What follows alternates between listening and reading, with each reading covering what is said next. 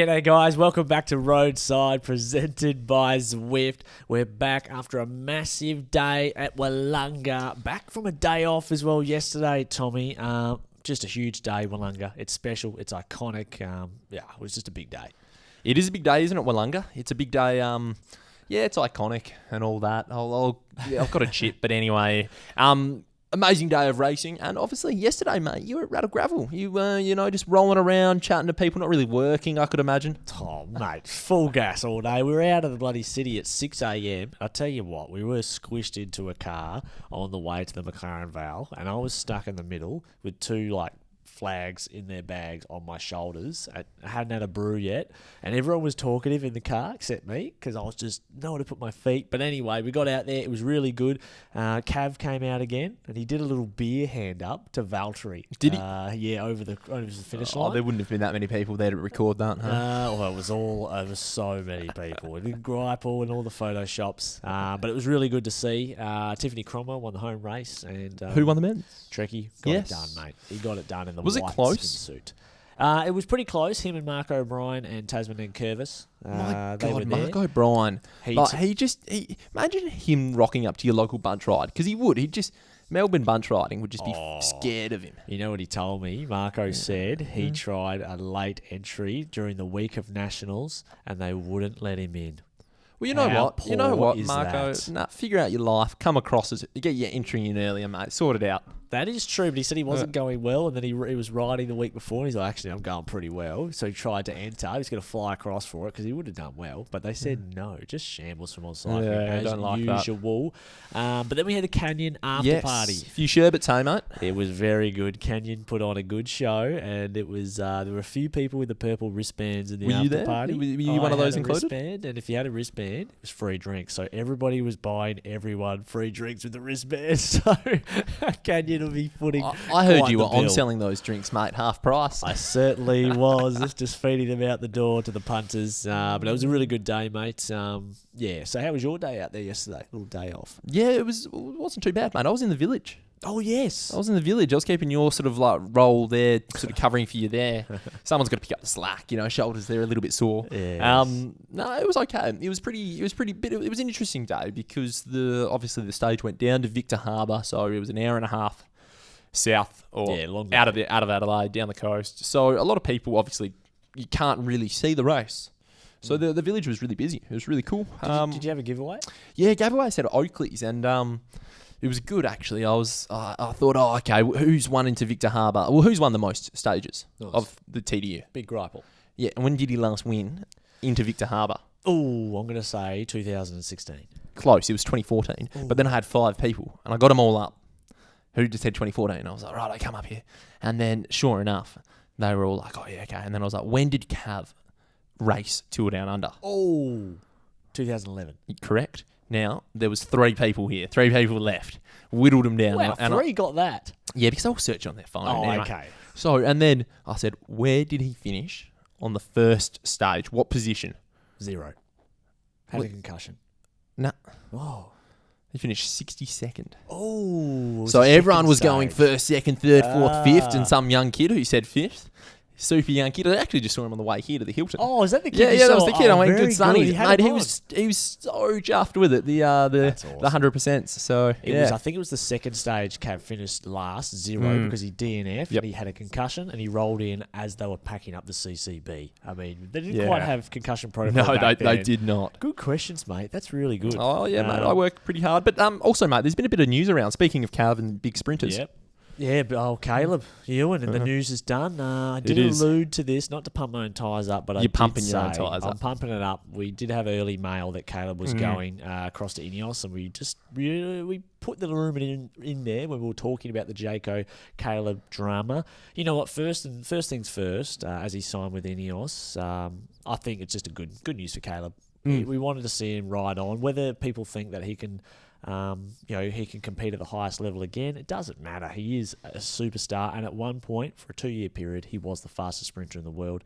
So really interesting. And Jason Backer, his manager from Signature Sport, great man, he said that Caleb, once the deal was signed, he got straight in the car and drove to the team camp. Yeah, I believe he was speaking to the Australian editor of Cycling News. That was Simone. Yes, Simone Gugliano. Yes. Something like that. Yeah, which was a wonderful chat, and it was good to hear, and it's good to hear that obviously the intent is there. Jason Backer, he shirted any question surrounding what had happened between JAYCO and himself. So, it'll be sort of once, I don't know, the North Korean regime falls that we'll find the information about what happened there. But also, who cares? It's just riders and teams have disagreements. Maybe one rider's just disgruntled, and it happens everywhere. Yep. We wish nothing but the best for Caleb. Get him back out there, get him with a number on his back and racing and winning, and that's what he does so well. You know what he doesn't do well? Is media. He does not do media very well. He's not active on socials, doesn't give a lot in interviews and that sort of stuff, particularly when he's not riding well. He kind of goes into a bubble, and fair enough. But this is, I think, that platform that the way he goes about that, and that's just his way, and it's fine. But that means that everyone else starts to cast an opinion when they don't understand you, and based on what they see online, which is almost never true. So when someone doesn't have that positive and on proactive front foot on the social media sense, it leaves things up in the air, and people make their own opinions, and they're almost always wrong. So that's not his fault. That's not his fault. It comes down to the media officers and the team, and true. They're working with a high profile rider to try and create that positive image, and that there's no At the end of the day, if the steak comes out, it's well cooked with the kitchen not on fire. That's what you want as an organisation. Yeah, and I'm just saying they don't care. But I'm just with making this, point, and the rider can't do it or whatever like that. Yeah, I know, but you're making a point. But you're also I hadn't finished my point. My point was that Caleb's copped a lot of negative press from this just because he doesn't have that sort of positive social media profile. He's just not out there that much. But had someone else, let's say it was like a Luke Plapp or a Durbridge, who has really good social media, it's positive on front, this sort of stuff was happening with them, I think it would have been casted a bit more positively in the media limelight. Yeah, you're basically saying he's just got negative, sort of public relations. Because he doesn't do any. Yeah, that's the problem. It shouldn't be that way. There should be no lack of public relations and you've got a negative image, but that's kind of how sport works. Yeah, you're kind of saying he's guilty by lack of, I don't know, not even trying to be out there, where we should be saying he's innocent. I'm not saying he's guilty. I'm just saying when you read all the comments and the response online to this stuff, for Caleb, it's mostly negative. When I'm seeing these comments, people saying he's done, he's rubbish, and they believe in all the negative stuff. So let's just hope he has a good season. And I reckon, you know what? I'll tell you what. Do you think has he been riding much? Well, the rumour is that he hasn't, but again, that could just be rubbish. When I saw the picture they posted of him out riding, Caleb's one of those people who's always going to be in shape, and I think he's going to be fine. He looked pretty trim to me. You can tell the rider's out of shape, like Geraint Thomas, for example, start of the year. He always is, but you can tell when they're not. I think he's always going to look good, Caleb. So we'll see how he goes, but let's hope he does perform well, and they stick him in the right races. Let's not forget, follow us on YouTube and, of course, on your podcast player. Don't forget to leave us a review as well. Plenty of messages coming in that you're enjoying the content. We love that. The reviews would also be really well. We've got the Willunga stage recap after this. This is ROADSIDE presented by Zwift. Well, it's always the big stage, isn't it? It's the stage that everybody kind of underlines, highlights, and says this is going to be the stage that'll be the most decisive of the Tour Down Under. It was the Willunga stage. They began in McLaren Vale. They did the usual sort of loops before the dual ascent, 147 kilometres. Funnily enough, actually less climbing than what they did yesterday into Victor Harbour, 500 metres less. And it was the Ecuadorian, Jonathan Narvaez from UAE. He took the chocolates. He sort of held on. He actually didn't hold on. He rode the finale brilliantly, saved his legs right until the end. He got over Oscar Onelli, who won last year's stage up Willunga. Finn Fisher-Black was third. And Lucas Plapp finished fourth while race leader, who was the previous race leader, Javier Romo. He finished in fifth. And subsequently, he's out of the JAYCO jersey. Yeah, it was a cracking stage. I mean, Navarrez, he's a quality rider. What a signing by UAE. Yeah, very, very shrewd signing. I mean, if he was still on Ineos, look how Ineos rode today. He would have won with Ineos as well. I mean, he would have. They obviously just couldn't keep him. UAE would have threw a stack to Navarrez. He's such a versatile rider. And you can't help but like him. He gave a great interview after the stage on presentations with Dave McKenzie. He did. He gave the crowd something, and I think it's an easy way to, as a European or an African rider, or just a non-Australian, when you come to Tour Down Under and you win a stage, particularly the Queen stage, the public hate it. They all groan today in the village, but when you give the Australians some love, I love Australia, they really start to welcome you in, don't they? And he must love it because it's his second year coming back down here. And last year he was oh so close. Second overall, wasn't he? Clearly he enjoys beginning his season in Down Under. Yeah. In Adelaide. And UAE, they just put him in the right position. And they really let a lot of the other teams into this finale do a lot of the animating. Yeah, they certainly did. We'll go from the start. There was a breakaway to begin, and it was Hepburn, Encorn, Bledon, Swift, Lopez, and Torres, the youngster who's actually signed until 2030 at UAE. What? Pablo Torres. And so when they hit the first KOM, the breakaway, which was pretty close to the start of the race, Lopez and Torres attacked. So they've attacked on the hill, and Hepburn, Encorn, Bledon, Swift, these are big units, time trialists, teams pursuiters, semi-sprinters. They just sort of stacked together. Lopez and Torres went across the climb together, having a great old time. They didn't really contest it. They just kept pushing on. Then they sat up, waiting for Hepburn, Encorn, Bledon, Smith. They sat up, and then as they were looking across from behind, they didn't pay attention. Hepburn wound it up with all of them in the wheel. They would have talked about it. They whacked them on the flat, full gas. They swapped off for about 5 kilometres and blew them out the arse. It was absolutely picture perfect, and it worked perfectly because Torres and Lopez were inside the top 15 on GC, so their gap was being held at a minute because the teams were like, there's no way we're letting the chicken man Lopez and Torres up the road. The chicken man. And once they pulled their pants down, it was a proper welcome to pro cycling Torres by probably Hepburn would have orchestrated that, and Swifty. They nuked them and sent them back, and their gap to the peloton went up to 4 minutes, and they worked really well together. So that was really good. And Lopez, he actually tried to chase once he got shelled. Torres went back. Lopez was stuck in the middle, 40-kilo Lopez, trying to chase down the 4 trucks. And he was taking some Italian-style bid-on pulls from the car. He was a thirsty boy, was he? It was disgraceful, honestly. There was one period on the screen. They had an ad showing at one point, and then they had the shot of him solo with the team car, and he took about 5 drinks in the space of a kilometre, and they were proper hold on to the bid-on director putting the foot down, and then he still didn't make it. No, I like that. I wonder if the commissaires will have something to say about that, if a yellow card will appeal. We'll check tomorrow, because I reckon he will. It was taking the piss, so well done to them. And then we move across, we go fast forward to Willunga, race all back together. They go up the first time, Tommy, and it's clear that JAYCO wanted to make the race hard from the start. Durbridge goes to the front in the jersey. And at first, nobody got on the wheel. Oh, so he just did that weird thing where he sort of just 20 metres. Well, he had Kell on the wheel. They launched. Nobody got on the wheel. They look back, and, the lead out doesn't work unless someone's on the wheel. So they look back, the peloton get on, and then they start to wind it up. Harper's in the wheel. Plappy's moved himself up. He sort of did start from the back, but he wasn't too bad. And then Harper went to complete the lead out. Someone drops the wheel. Harper's up the road. He just goes. And then Plappy's there at the front, closes it down. Then Mauro Schmidt goes. They let Mauro Schmidt and Harper from the same team on Willunga get across to each other over the top, and then they start working, Tommy.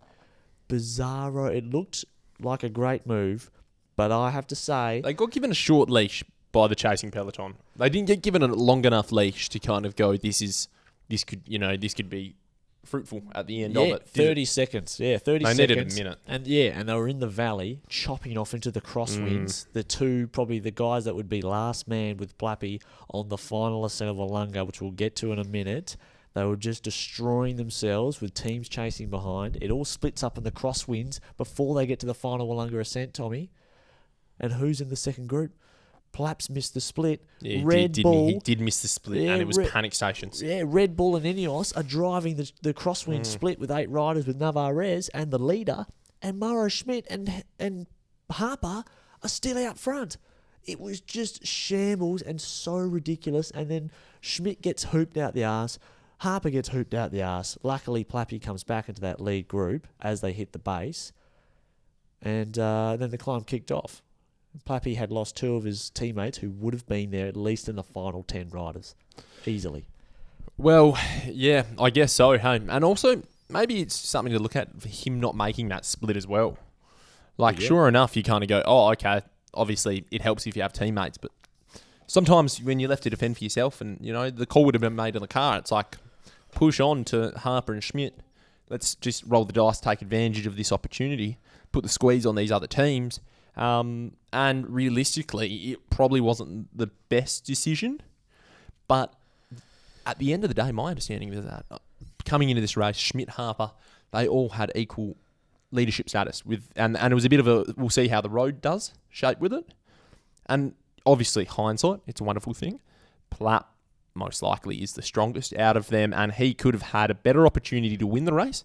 Perhaps if they just made it really hard from the bottom, gave him the best chance at it. But, they kind of got it wrong, and UAE and Red Bull and Ineos, they nailed it, didn't they? They did. Well, at least UAE did. UAE and Picnic Post NL nailed it, but when we look at that finale, Plapp's left on his own. He attacks at the bottom, which is perfect because Romo attacks solo. Great move. Defense using attack. But Plapp thinned it out. He chased back Romo, and then it was him. It was Onley, and then Navarrez on the wheel. Everyone else was gone. And they were just looking at him, and he was stuck on the front, pacing, going all out. And there were 2 moments on the Willunga climb. 2 moments where Onley and Navarrez were on the edge. It took them a while to close the wheel. It was opening up, but the terrain, we know what Willunga's like. It has moments where the percentage of gradient goes back down to 2 and 3, and that's when it's tough. And Plapp needed Schmidt and Harper there. If not at that moment, they might not have been there then, but prior to it, they could have used him. And I mean, yeah, you're right. Navarrez and UAE played it absolutely perfectly. Picnic Post NL played it perfectly. And once you go to the line, 500 metres to go, if Navarrez is still there, well, he's going to pump the sprint. And that's what happened. He did. Just nuked him. Came round the corner, made sure he was first into the last final left-hand sweeper. And he just blew their doors off, didn't he? It was easy. Great win by him. Onley again class. Backing up. Just classy. Onley as well. I'm really impressed with Onley. Yeah. I'm really impressed with their team. They rode really well today. They always do. NL. They chased the break the whole day. The whole day. And, it was funny on the coverage. During the coverage, when Schmidt and Harper were away, just destroying themselves and their team's chances of winning, Trish Liggett had messaged Anna Mears, not Phil, who was in the coverage too. She goes, that was the plan. That Schmidt and Harper were to go away. And I'll tell you right now, I know for a fact it was not the plan. That was not the plan. And it was a big mistaker from JAYCO. But, hey, let's celebrate Navarrez, Oscar Onley. The GC can still be disrupted as well as we go into tomorrow's stage. So perhaps it's time to talk about our preview right after this, Tommy. Right, the final day of the Tour Down Under, and of course the edition of the new Schwalbe Women's One Day Classic. It's all happening on Sunday. It's all happening in North Adelaide, Tommy. I can't believe we're on the final day, by the way.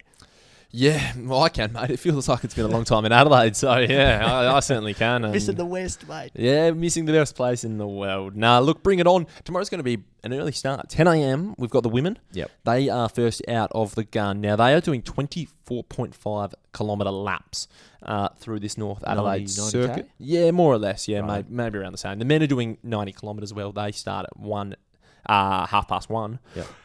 Look, it just seems bound to be a sprint. It's a bit of a street circuit race, but it's long in sections. Anyone who has a sprinter will just look to control this.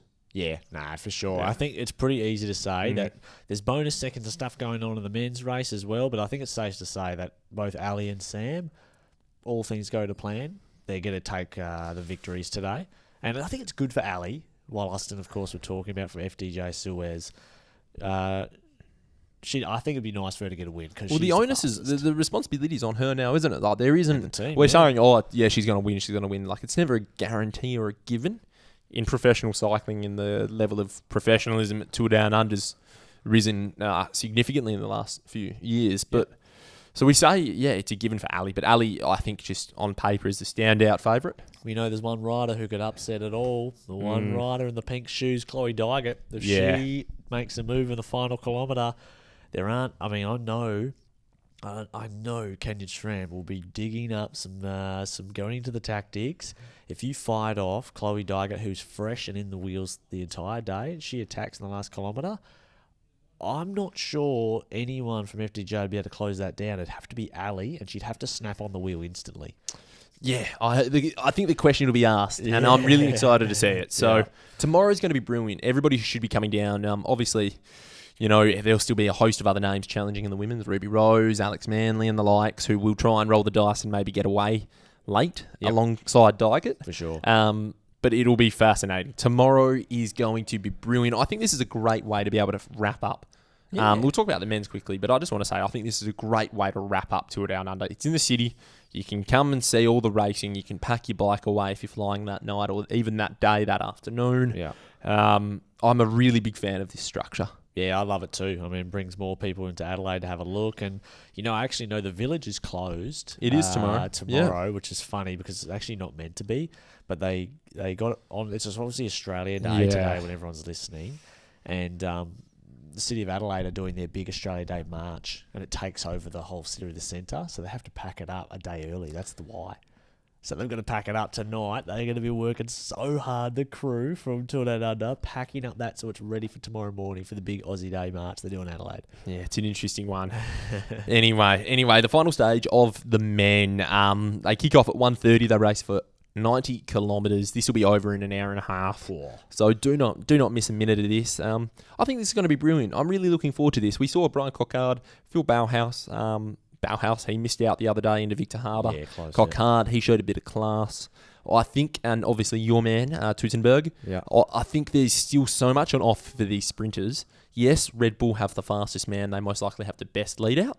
That doesn't stop them from just having an easy run into it. Yeah. Every team is just going to make it so hard for them tomorrow. They'll be expected to ride the front pretty much the all 90 Ks. And, I mean...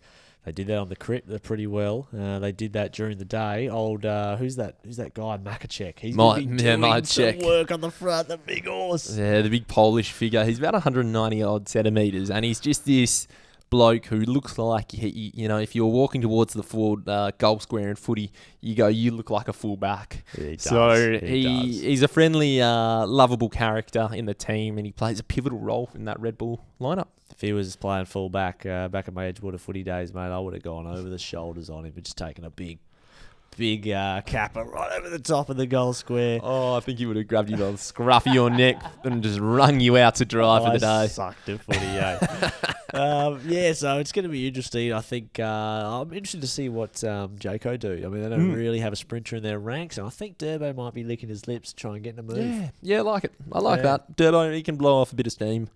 It's a bit of an error, isn't it, in my opinion? I think it's a massive error coming down, and we'll talk about it tomorrow as well, but just coming to Tour Down Under, not having a sprinter. Would have been good to have Dylan. Would have been great to have a big Would have been good to have Caleb. Oh, would have been fantastic. Fit firing Caleb in that team. He loves with criteria. Kello and Luke. And Hepburn. Imagine that. Hepburn. That's Blappy lined it out, 5 to go. That's a good enough train to be able to, and Mara Schmidt as well, to actually challenge Red Bull.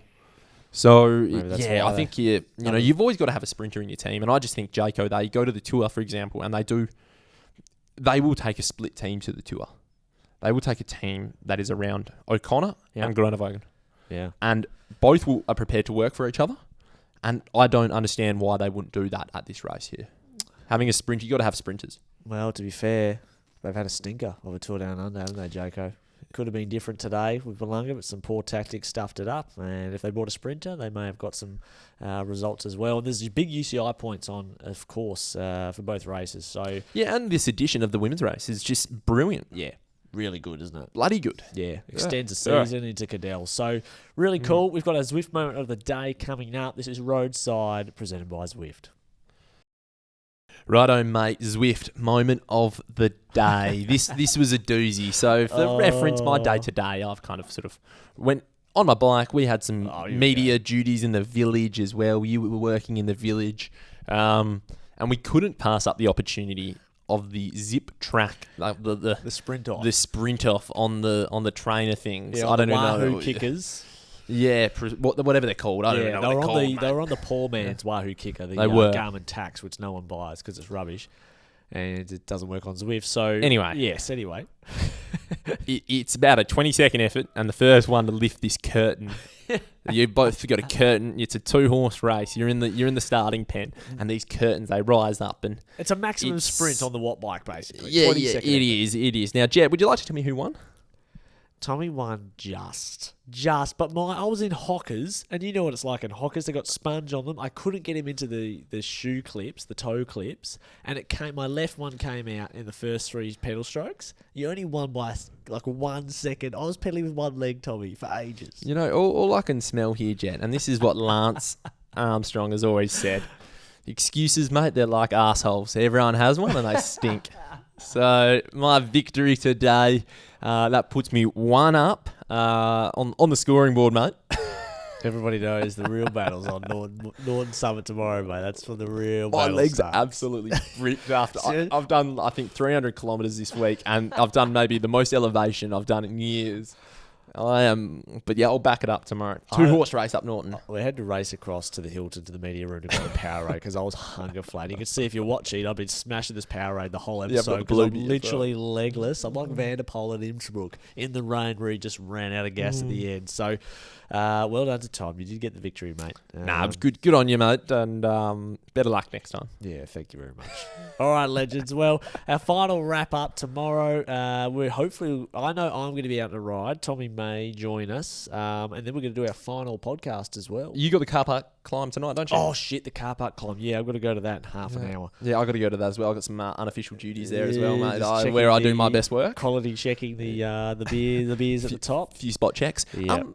But we're also aren't we giving away some stuff? We're giving away some tyres, and we still need people to send in some questions or some thoughtful discussions. We did have one, but we'll save it for tomorrow to continue on. Can I throw in if you've got a good yarn that something's happened to your mate who's, had a triple puncture, you've hung him out to dry at Lobethal or something like that, and you've just said, get an Uber. I'd like to hear about it. That's a good one. Yeah, so send it in. We're just going to get the best sort of input from us. We'll get those set of Pirellis, of course, thanks to FE Sports. But until then, we've got our final wrap up of the Tour Down Under tomorrow. We can't wait to see you then.